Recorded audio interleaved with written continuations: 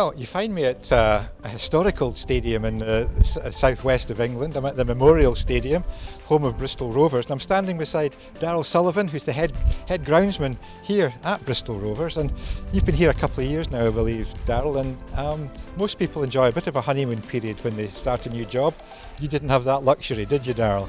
No, when I first joined we had a real bad start.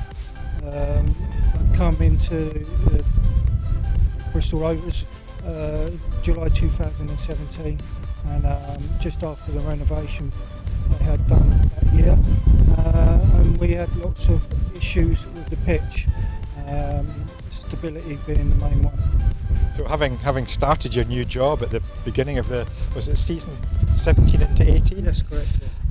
You weren't going to be any problems, so people would be pointing the finger at the new head groundsman that they had. So it was tricky times for you.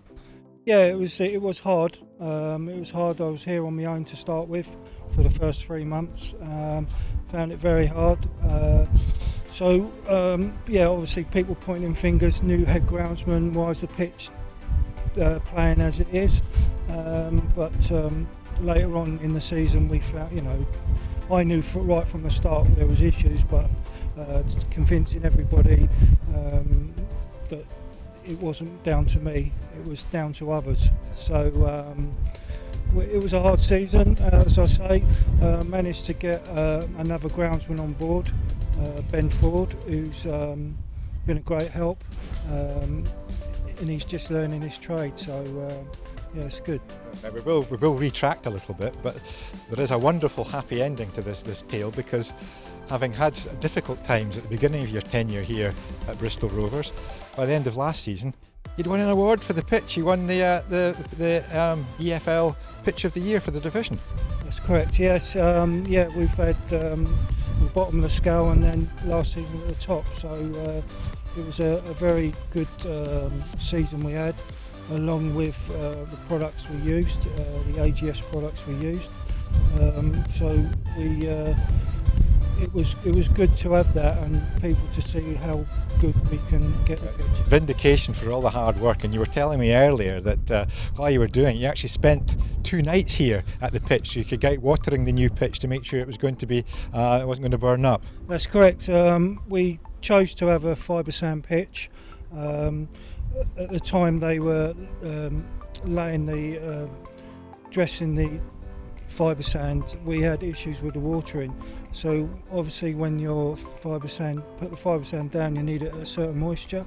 So during the night I was staying here and manually watering for 2 nights. Now, you did mention briefly AGS there. You've been working, I know, closely with Sam Honeyburn of AGS. How much help has Sam been to you in making sure you've made that leap from the pitch as it was to an award-winning pitch now? The first season I was here, Sam was a great help. We needed some soil samples taken, and just to say that it wasn't down to me and it wasn't down to anybody else, but whoever done the renovations, really, it was down to them. So Sam's been a tremendous help. We put a plan together, he puts a plan together, and we follow that pretty much to the book, really. So we use his products, we use his liquids, we use the growth products, and we also use the Polyon, the controlled release. That obviously came into use last year with the old pitch, Sam, but the new pitch presumably will require a new maintenance programme. Has Sam and AGS been involved in that as well going forward? Obviously Sam and I talk at least a couple of times a month to see how things are, and he pops in and see how things are. But so obviously a fibre sand pitch does need a little bit different feeding programme. Yeah. You've been used to a fibre sand pitch previously? Yeah, I've used a fibre sand pitch before, so I know exactly what it needs. So with the club also supporting us with different machinery that really we need for a fibre sand pitch. Yeah, I understand you mentioned the Coro Procore as well. Was that something? Yeah, the Procore was our main tool we needed to help us with a fibre sand pitch. Obviously the fibre sand goes hard at times, so you just got to monitor it clegg hammer it. We clegg hammer the pitch just to make sure it's not going too hard. So we get the Pro Core out. I noticed you had lighting rigs round the back as well, so you've got those in place. When did you get those? Lighting rigs we got last October, so the board has supported us in that as well. I said, you know, if the regime was that they wanted the pitch to play football on a nice surface all through the season, so I said, you know, we really need some lighting rigs. If we can help with that, we got them, so that was good for them. Going back to the beginning of your time here, you must have thought a new pitch going in, there'll be a new start here at Bristol Rovers, and things started bad. How did it manifest itself, the poor pitch? Was the manager worried about it at the time? Yeah, pretty much. We wasn't looking forward to post-match interviews because the pitch was mentioned every game.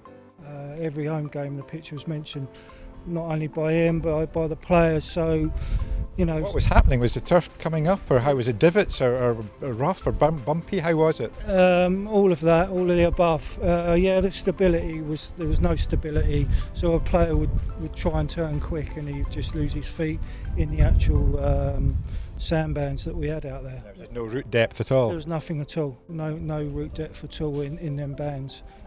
So there was we had samples taken, so it just showed you that the wrong types. Yeah, so knowing that, you think, right, we've got to get through this season. AGS obviously assisted with that. So what was your immediate thoughts? You must have thought, right, we've got a problem here. How are we going to resolve it? How are we going to get through this season with limiting the damage, for want of a better expression? So obviously, talking to Sam, we were using products that were trying to get a bit of root down there. Obviously, in the areas where the bands wasn't, we did have a decent root depth, but it was just flushing through any nutrient we was trying to put in there. It was just flushing through, so it was a difficult time. So you got through it. Obviously, you got through it, and the promise came of a lovely new pitch laid by Premier Pitches. You look fairly relaxed. What was it like when the pitch was going in? Was it a stressful time, knowing that the last time the club had spent a lot of money on something similar, it hadn't gone so well? Did you feel responsibility the second time round?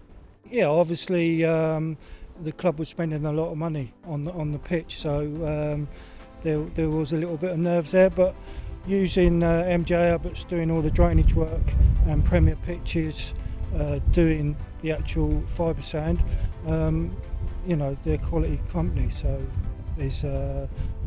But then it was down to us. Once they'd finished, it was down to us to produce a pitch that was worth all that money, really. We're looking at it now, you must be quite excited for the start of the season now, knowing that your new pitch will be suitable for silky ticky-tacky football, for want of another better expression. But so you can't wait, presumably, for the start of the season. Although presumably every day is an extra day for the pitch to bed in.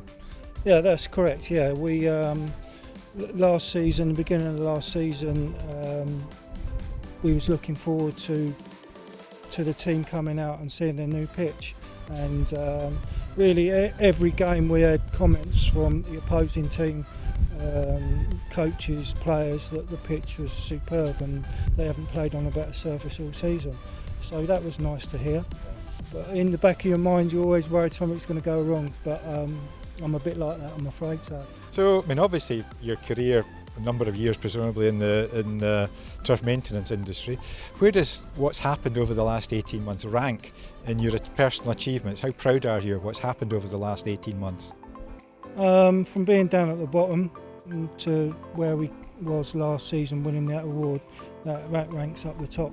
That's at the top. There's no better feeling than winning that award. And really, you know, we've got to thank AGS and Sam for all his help, because we couldn't have done it without him. So. I presume this will be going forward as well, because with the new regime you'll still be contacting Sam regularly to make sure that you can keep the pitch looking as wonderful it is from before it's even started being played upon.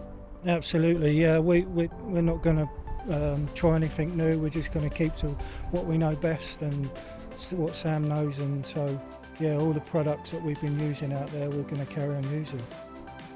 Well, good luck for this coming season. You might see you winning an award at the end of, I'd be surprised if you didn't win an award looking at the pitch here at the end of this coming season. So good luck, and thank you very much, Daryle, for giving us a little bit of your time today. Thank you. Thank you.